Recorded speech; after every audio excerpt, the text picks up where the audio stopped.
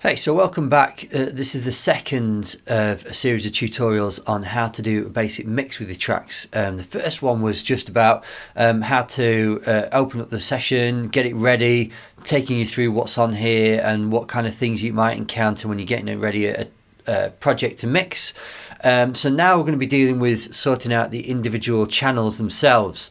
Because the problem is that sometimes I see students that I teach immediately start reaching for these faders when they've got no effects on and starting trying to do a mix, and that's all well and good, apart from that you can get the best mix in the world, but as soon as you start sticking EQ and compression and reverb on there, it completely changes the balance. So that balance that you worked so hard to get is now you're going to have to redo. So the whole point of this stage is to get each individual channel sounding as good as it possibly can do, so that when you balance things together, you're dealing with good quality compressed and EQ channels rather than uncompressed ones that are just the raw recordings. We're going to be going through these one by one and showing you what order you should be putting things on here.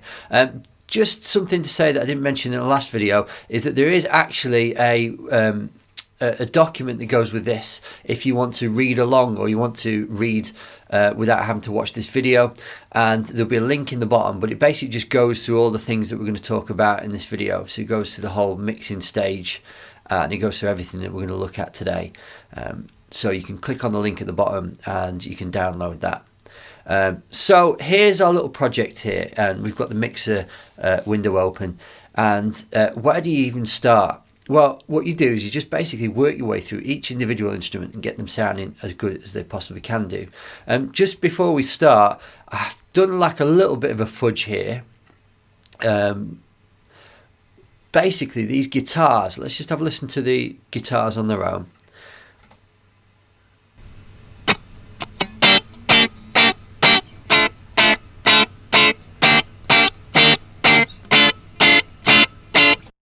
So the problem here is that I thought these guitars sounded a little bit tinny to start off with, and the playing is fantastic, but the actual sound coming through the amp is not the greatest. We've got fairly standard amps at college, and students don't have $1.5 Les Pauls. They usually have affordable guitars, so there's a problem here. So I've kind of fudged this by what I've done is that amp modeler that I talked about before. I actually put an amp modeler on this channel here. I know it sounds slightly counterintuitive because what we're doing here is taking this amped up signal from the guitar and we're putting it through another amp modeler. But what you can actually do is by putting it through another amp modeler, you can kind of fudge a better sounding guitar if you really spend a little bit of time. So what I did here before, just between the videos, is I stuck just the amp modeler and Logic on, and I'll just show you before and after. So here's the guitar, just the raw recording that we had before.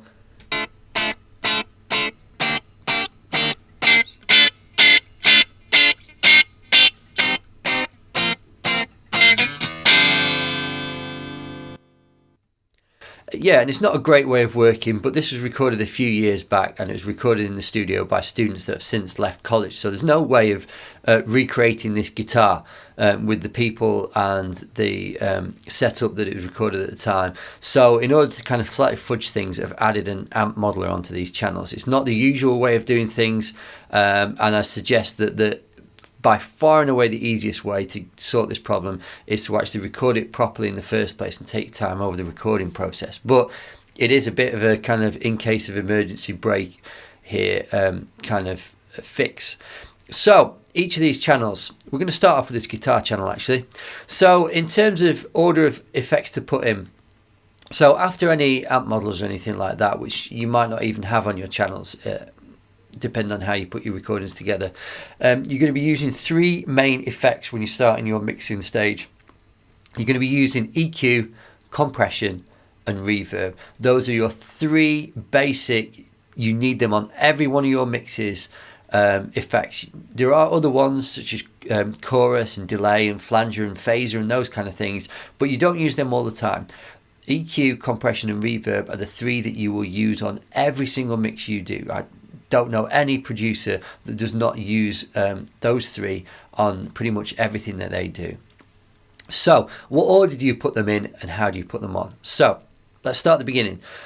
we can put our EQ on either before or after our compressor, and many producers work in either way, and there's pros and cons to both, but for the sake of kind of getting cracking onto this, I'm just going to choose to put my EQ on before my compressor. If you want to go and check out other people's opinions, you can Google it and you have a look at it.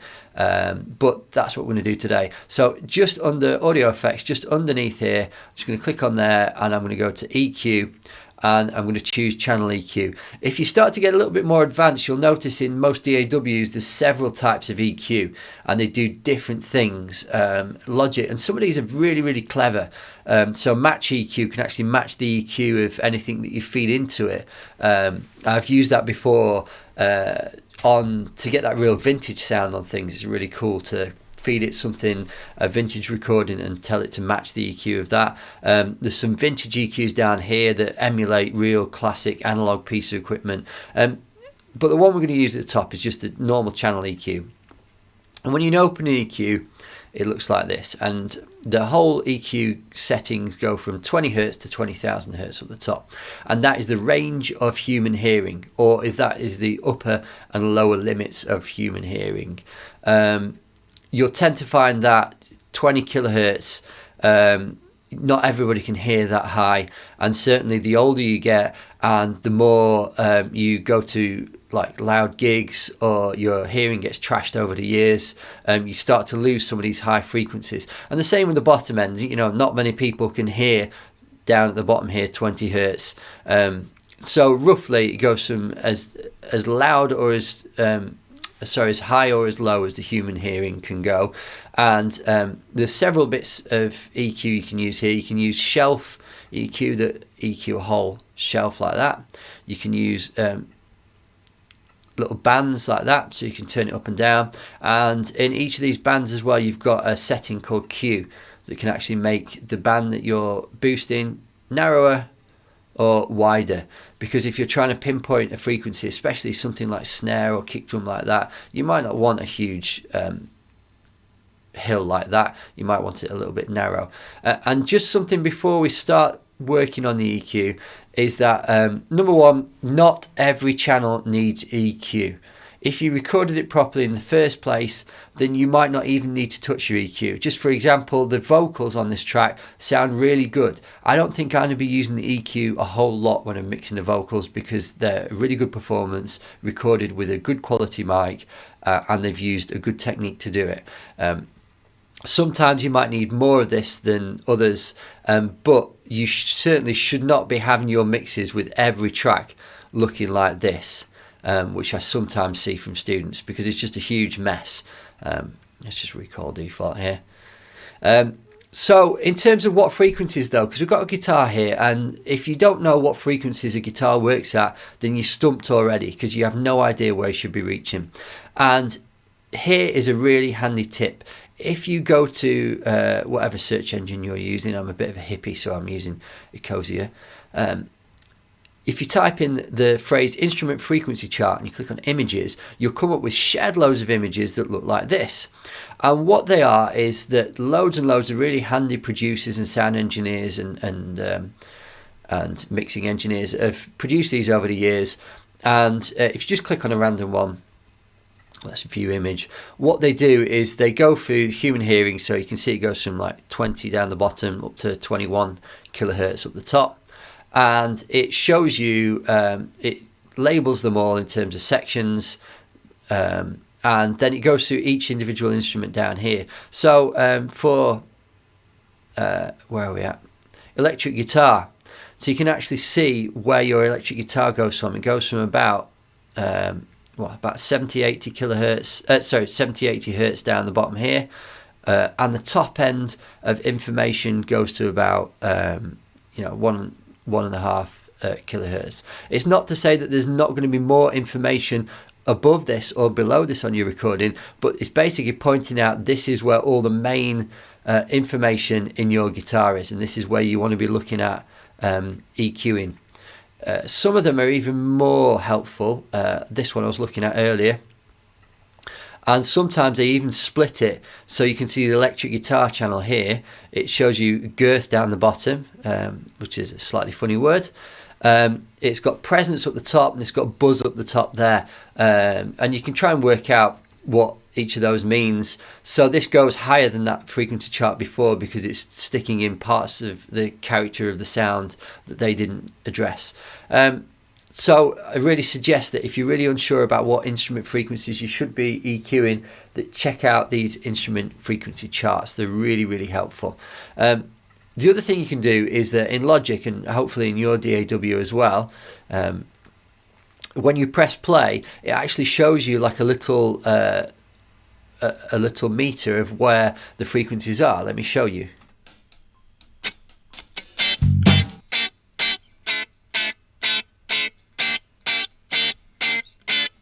And you can see which frequencies the guitar is triggering and what I'm going to be interested in EQing. Now, something that I noticed when I was doing this before is that the bottom end, there's not a lot down here of information. So you may want to just slightly boost that. And what you can do is, when you're EQing, the trick is just to do subtlety.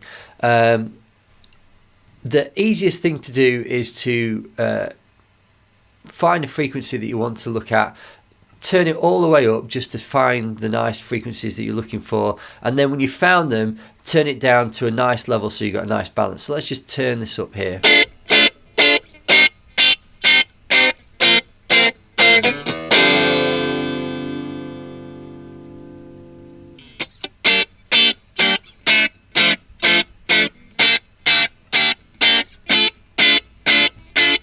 And I'm just trying to basically bring out some of these lows and low mids here. It's really tricky because there's actually not that many on the recording, and you can't really EQ things that aren't there. So try to give it a little boost down the bottom here as much as I can do. But sometimes you're just going to have to work with what you've got. The other thing to bear in mind with your EQ is it's good to cut more than you're boosting. And what that means is that if you're trying to balance things out in the track, say your bass guitar doesn't sound as upfront as it needs to be in your mix, you can reach for your EQ on your bass and you can try and really crank the bass on it and try and push it through. But it's far cleverer and far easier to do by reaching for instruments that are getting in the way. So if the reason that your bass guitar is not popping out of your mix is because there's too much stuff in the bottom end, then you can reach for your kick and you can take down the frequencies in your kick drum maybe, and maybe that would create space for your bass guitar without having to like force through more frequencies in your mix. The guitars, the other thing I might do is slightly take down this area here because it's particularly loud and a little bit harsh. So let's just have a listen to that.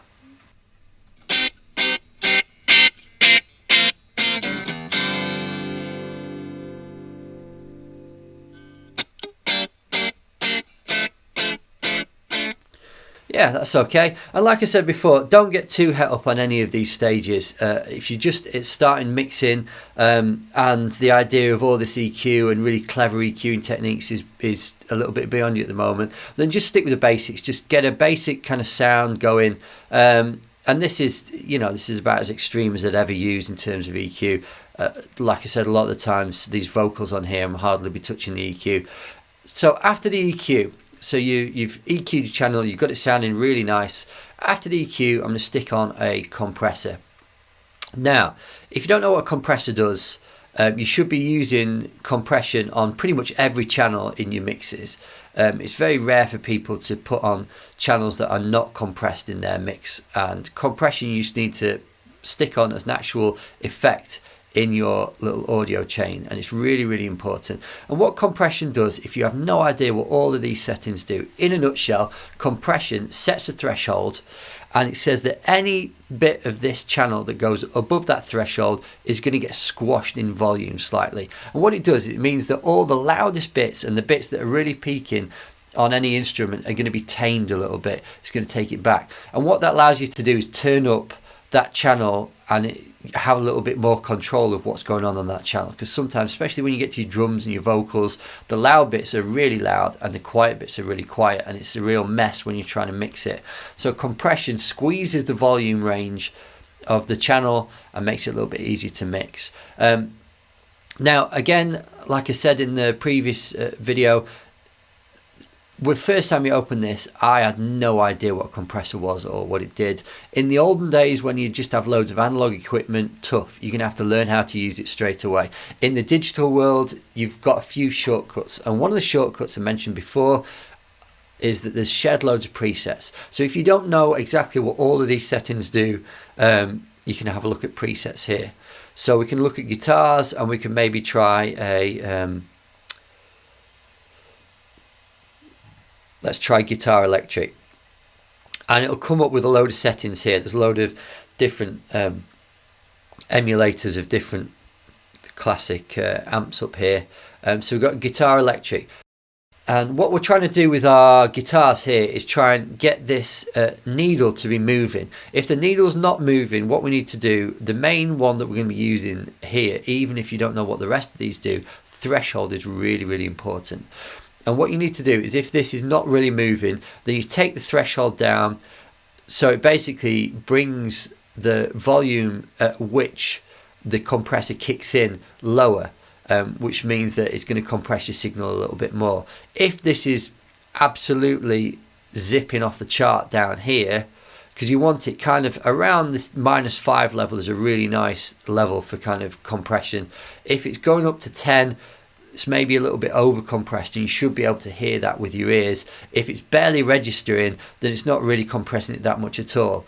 So you want that real nice sweet spot of it coming up here. So we've chosen a nice generic electric guitar compressor. Let's press play and see if we can find that sweet spot.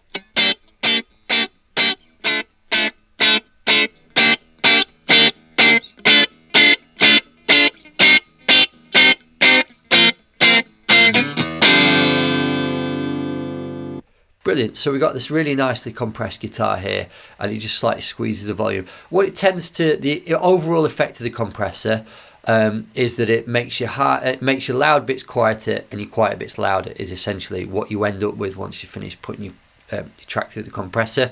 So you've compressed it, and again, it's really worth upskilling your knowledge and working out what all this does, but it's not worth, when you first start mixing, to take all that time to go away when you can actually just put some presets on and actually get a mix working for you, because otherwise you're going to be lost. It's been weeks before you're going to be able to do this mix if you're going to have to learn how every single piece of this works.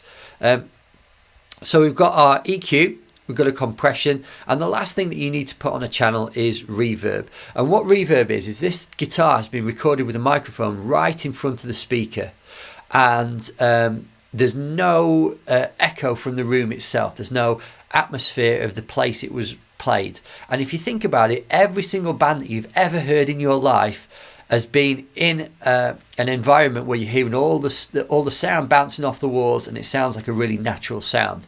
This sounds really unnatural because it's recorded straight in front of the amp with no reverb on there. So we're going to add some of those natural room reflections. Now, this is important to set up because you're not going to stick your reverb on here. You're not going to reach for your reverb and stick it on like that.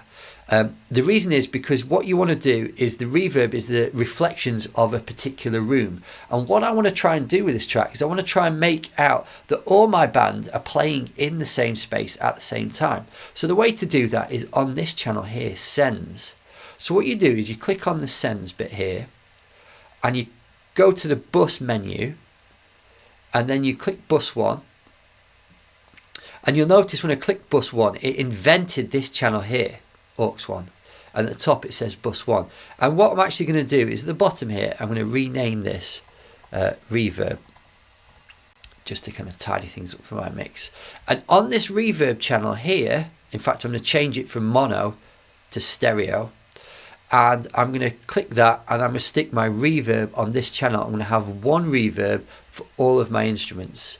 I'm going to use the Chroma Verb in Logic. It's a really nice reverb that only came out in the last couple of versions.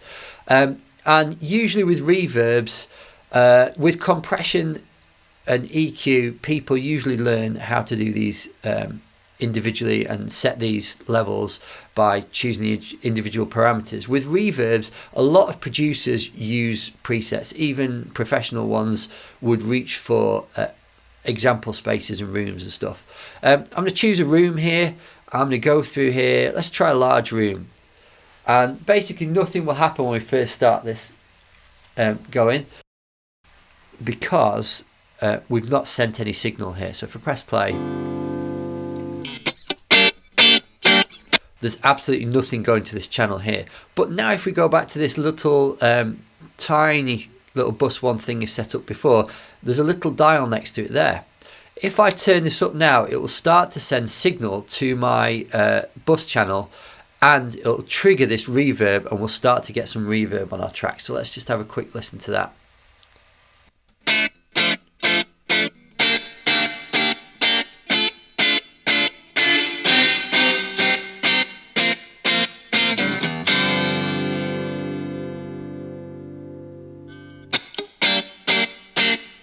And the trick with your reverb, because it's difficult to know how much to put on, the trick with the reverb that I always tell my students to go for is to put enough on there to soften the sound and make it sound like it's in a real place. If you can notice the reverb on a channel, like it's really obvious and it's drenched in reverb, you've put too much on. So you're going to put enough on to soften it up, and so you can kind of hear that it's there, but it's not drowning your channel in reverb. And if you don't like the sound of your reverb, you can always go and change it. So you can always just turn up your guitar a little bit into the reverb, and you could scroll through a few different settings to find one that really suits what you're doing.